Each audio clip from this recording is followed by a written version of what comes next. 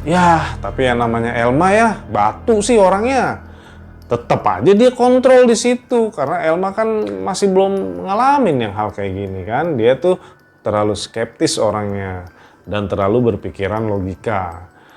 Tetap aja dia kontrol di Bidaniu dan 2 bulan berikutnya Elma pun melakukan persalinan di rumahnya Bidaniu. Dan terjadilah kejadian yang sangat tidak terduga. Ternyata memang betul omongan Pak D itu menjadi kenyataan. Anak keduanya Elma meninggal dunia karena terlilit tali pusar.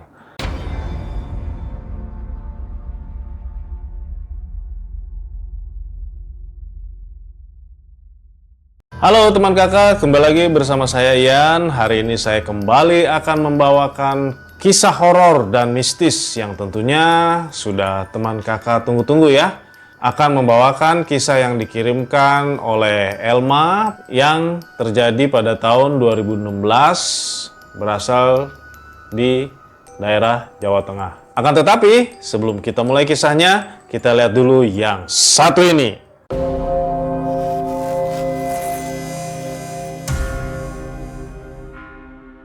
Elma ini menikah dengan pria yang berasal dari Jawa Barat. Kita sebut saja namanya Nadi ya. Kita loncat ke tahun 2014. Elma itu mengikuti Nadi menetap di Jawa Barat, tepatnya di daerah Sukabumi. Nah, pada akhir tahun 2014, rupanya Elma itu mengandung. Dari bulan pertama sampai bulan ketiga, dia selalu mengontrol kandungannya ke puskesmas. Namun ketika kehamilan Elma memasuki bulan keempat, bahkan sampai melahirkan, Elma itu mengontrol kandungannya ke bidan. Yang mana bidan tersebut terkenal sabar dan ramah. Karena bidan itu tahu nih, si Elma itu baru hamil, apalagi kehamilan yang pertama. Dan Elma ini takut operasi. Nah, makanya Elma itu dia pindah bidannya. Jadi dari puskesmas ke bidan gitu ya. Tapi waktu Elma ke bidan itu, sebetulnya Elma sudah mendengar sebuah isu atau gosip yang ya lumayan santer ya, bahwa bidan langganannya dia yang sekarang itu, ya kita sebut saja namanya Neu ya, itu bersekutu dengan kuntilanak. Tapi tetap aja Elma ke sana karena ya Elma kan sedikit agak skeptis orangnya ya dengan yang berbau-bau seperti itu. Kemudian dia juga pendatang. Ya bisa dibilang dia tuh belum pernah ngalamin kejadian-kejadian gaib seperti itu gitu. Ya walaupun bisa dibilang Pak D-nya Elma ini orang yang mengerti tentang hal-hal tersebut. Tapi Elma lebih memilih tidak percaya gitu ya. Ya seperti yang saya bilang tadi, karena Elma itu belum mengalami langsung secara pribadi, mengalami sendiri gitu ya. Nah, jadi Elma itu lebih mengutamakan logika daripada ya hal-hal yang seperti itu. Bidan itu ya pelayanannya memang ramah dan baik dan nyaman. Jadi Elma pikir, itu mungkin cuma gosip-gosip dan isu-isu yang ingin menjatuhkan atau yang iri dengan bidan itu gitu. Jadi sebetulnya orangnya baik gitu loh, dan banyak juga yang datang untuk bersalin ke rumah bidan itu. Jadi itu mah cuman omongan orang aja, omongan orang yang iri lah atau gimana kan gitu kan. Kalau Elma kontrol itu kadang ditemenin suami atau kadang juga ditemenin sama saudaranya suami gitu ya. Nah, sebut saja saudaranya ini namanya Merlin. Nah, dan si Merlin ini bercerita juga bahwa dia pun pernah melakukan persalinan di Bidaniu. Ya, meskipun gosipnya itu santer kalau dia itu bersekutu dengan kuntilanak gitu kan. Akan tetapi ketika si Merlin ini bersalin di sana atau melahirkan anaknya tuh nggak selamat.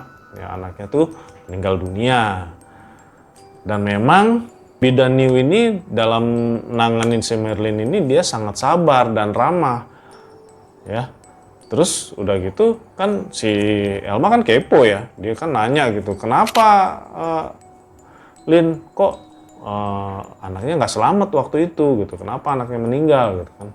"Iya, karena bayi saya itu kepalanya terlilit pusar." Terus udah gitu si Elma nanya lagi, "Emang jenis kelaminnya apa?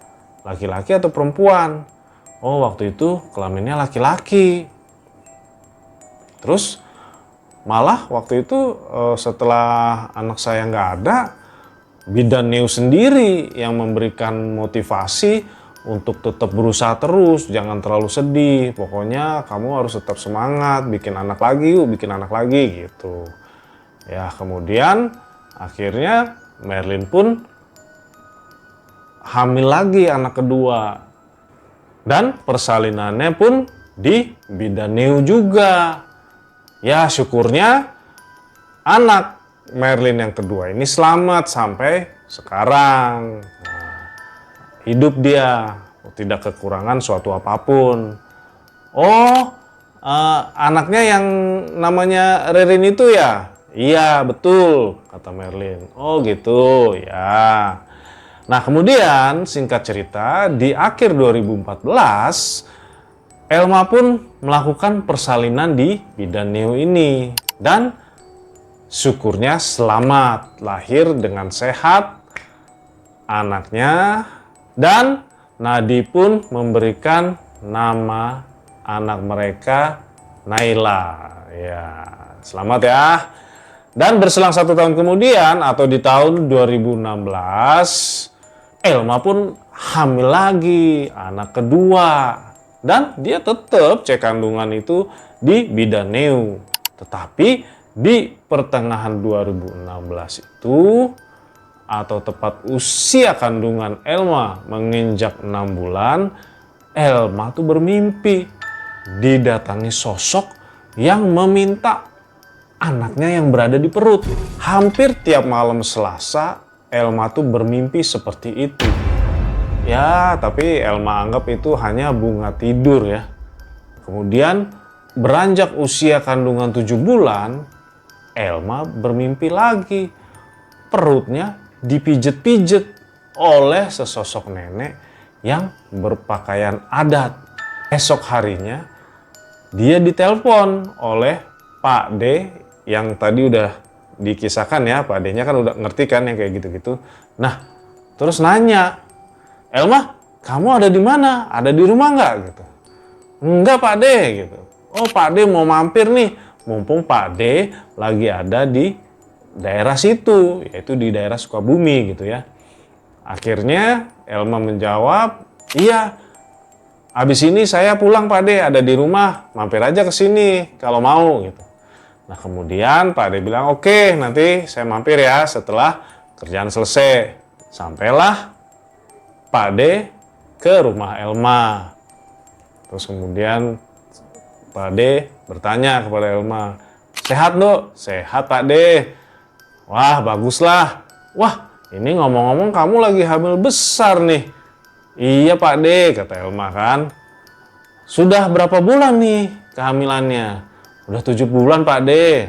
Kemudian Elma pun membuatkan kopi untuk Pak D dan tidak berselang lama Nadi pun pulang kerja. Akhirnya Pak D dan Nadi ya mereka berdua ngobrol-ngobrol ya di ruang tamu. Lagi ngobrol-ngobrol gitu, tiba-tiba Pak D itu berkata, "Elma, kok Pak D lihat ada sosok kuntilanak depan rumah kalian ya?" "Wah, Pak D, jangan nakut-nakutin lah." "Enggak, Dok." Dan Nadi pun langsung ngomong tuh, "Di mana Pak D? Di mana?" gitu kan. "Itu loh, di atas pohon mangga." Terus kok aura Elma kayak nggak enak ya dilihat. kalian ini ibadahnya rajin kan? Kata Pak D. Dia nanya tuh ke Nadi sama Elma. Masih Pak D, cuman Elma tuh susah banget pas hamil kedua ini. Ya dia tuh suka marah-marah kalau Nadi suruh sembahyang gitu. Oh gitu, kata Pak D. Ya, saya mengerti. Kemudian setelah berkata seperti itu, raut muka Pak D berubah menjadi serius dan kelihatan seperti serem banget gitu ya. Begini, Dok, Pak D kasih warning ya. Pak D kasih peringatan. Nadi dan kamu, Dok, di depan rumah kamu itu, kuntilanak yang berada di pohon mangga itu bukan kuntilanak biasa. Dia itu adalah Ratu Kuntilanak. Dan memiliki majikan, atau lebih tepatnya di daerah sini ada yang bersekutu dengan Ratu Kuntilanak itu. Dia itu suka memakan bayi laki-laki. Kalau si ratu itu makan bayi laki-laki, kekayaan si pemiliknya akan semakin bertambah dan ratu itu pun akan semakin kuat. Terus kemudian Elma kan bertanya ya, siapa emang Pak D pemilik ratu itu? Terus sama. Habis itu Nadi juga nanya yang sama. Emang siapa Pak D yang punya?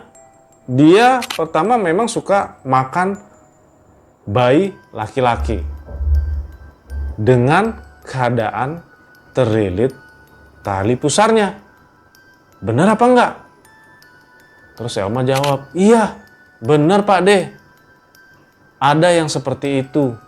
Kebetulan bidan tempat saya kontrol itu memang gosipnya atau diisukan bersekutu dengan kuntilanak. Ya tapi kan saya nggak percaya Pak D. Dia kan seorang bidan. Mana mungkin bisa sekutu seperti itu. Sedangkan dia orangnya ramah, baik, dan nyaman lagi tempatnya Pak D. Buktinya anak pertama saya Naila lahir dengan selamat. Kemudian anak keduanya Merlin, si Ririn lahir juga selamat. Ya, walaupun memang sih anak pertamanya kelaminnya laki-laki itu meninggal dunia Pak D. Ya cirinya yang seperti Pak D bilang, dia itu terlilit oleh tali pusar. Nah, betul kan apa Pak D bilang? Ya sudah, begini nih, Nak Nadi sama Nak Elma, Pak D sudah bilang ya, ini Pak D memberikan warning yang sangat keras kepada kalian berdua. Untuk kamu, Dok, kalau bisa, kamu jangan kontrol lagi ke bidan langganan kamu itu. Pokoknya Pak D ini sudah ngasih tahu ya, dan Pak D sudah memberikan warning yang keras kepada kalian. Kalau kalian, khususnya kamu Dok, Elma, kalau kamu tidak mau nurut apa omongan Pak D, ya sudah, itu terserah kalian. Akhirnya, keesokan harinya, Pak D pun pulang nih setelah nginep ya. Kemudian berpesan lagi kepada Elma sama Nadi, jangan tinggalkan sholat, dan Elma kamu harus segera pindah bidan. Jangan ke bidan kamu yang sekarang lagi. Kalau kamu mau ingin anak kamu selamat. Ya, tapi yang namanya Elma ya, batu sih orangnya. Tetap aja dia kontrol di situ karena Elma kan masih belum ngalamin yang hal kayak gini kan. Dia tuh terlalu skeptis orangnya dan terlalu berpikiran logika. Tetap aja dia kontrol di bidan New, dan 2 bulan berikutnya Elma pun melakukan persalinan di rumahnya bidan New. Dan terjadilah kejadian yang sangat tidak terduga. Ternyata memang betul omongan Pak D itu menjadi kenyataan. Anak keduanya, Elma, meninggal dunia karena terlilit tali pusar. Dan jenis kelaminnya adalah laki-laki. Kemudian dengan masih keadaan berduka, Elma menyuruh Nadi untuk menelpon Pak D. Kemudian Nadi pun menelpon Pak D kan. Terus dia dari seberang telepon, Pak D bersuara. Nah, Pak D udah bilang apa? Kan Pak D sudah warning keras. Kenapa kalian masih bandel juga? Ya sudah, itu sudah jalannya kalian. Kalian sudah memutuskan seperti itu. Ya, Pak D bisa bilang apa? Kan? Ya sudah, kalau begitu anak kalian yang sudah nggak ada, jangan dimakamkan dulu, Pak D segera ke sana. Nah, kemudian tidak berapa lama, Pak D pun tiba di rumahnya Nadi dan Elma. Kemudian Pak D pun membacakan bacaan dan mantra-mantra supaya si bayi ini tidak dibawa oleh si ratu. Setelah Pak D membaca-baca, keanehan pun terjadi. Pohon mangga yang begitu lebat dan besar itu bergetar. Kemudian yang lebih aneh lagi, ya bergetar itu kan kayak bukan bergetar begitu ya, tapi bergetar itu kayak ke kiri ke kanan, ke depan ke belakang gitu. Jadi kayak ada yang goyang-goyangin gitu. Tidak berapa lama setelah pohon mangga itu goyang, itu tiba-tiba ada teriakan melengking panjang. Seperti wanita kesakitan gitu kan. Ah! Gitu. Nah, kemudian setelah suara melengking itu hilang, tiba-tiba saja jasad dari bayinya itu ada seperti memar-memar biru. Nadi sama Elma yang lihat itu kan kaget ya. Wah, kok ada kayak begini? Nah, kemudian Pak D setelah selesai, Pak D pun bilang, iya, tadi sebentar Pak D itu bertempur dengan ratu itu, dan untungnya Pak D menang, bisa mengusir ratu itu dari tempat kalian. Kenapa si anak ini ada bekas-bekas biru seperti kayak bekas tangan mencengkram? Karena pada waktu bertempur itu si ratu ingin mengambil bayi ini, tapi bayi ini bisa Pak D cegah untuk dibawa. Nah, sekarang bayi ini bisa dikuburkan dengan aman.